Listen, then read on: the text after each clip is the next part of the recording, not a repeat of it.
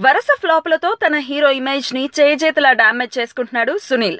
Six pack చేసినా, మెలకలు తిరిగిపోయేలా స్టెప్పులు వేసినా సునీల్ ని కనికరించడం లేదు. అందుకే సునీల్ బ్యాక్ టు ఎంటర్టైన్ అంటూ ట్యాగ్ లైన్ పెట్టుకుని కామెడీ సినిమాల్ని ట్రై చేస్తున్నాడు.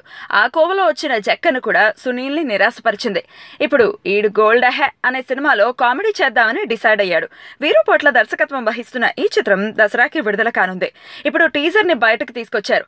40 సెకండ్ల ఈ టీజర్ లో పెద్దగా మెరుపులేం లేవు. సునీల్ గత సినిమాలోని ముక్కలన్నింటినీ తీసుకొచ్చి ఎడిట్ చేసిన ఫీలింగ్ ని కలిగించింది. చివర్లో విసిరిన ఫన్నోసెంట్ అనే డైలాగ్ కి కూడా కనీసం న్యాయం చేయలేదు.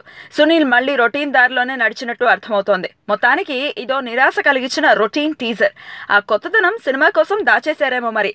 సినిమా కూడా ఇలానే పాత సినిమా ముక్కల్లా కనిపిస్తే మాత్రం మేం చూడమహే అని ఆడియన్స్ బదులిచ్చే ప్రమాదం ఉంది మరి.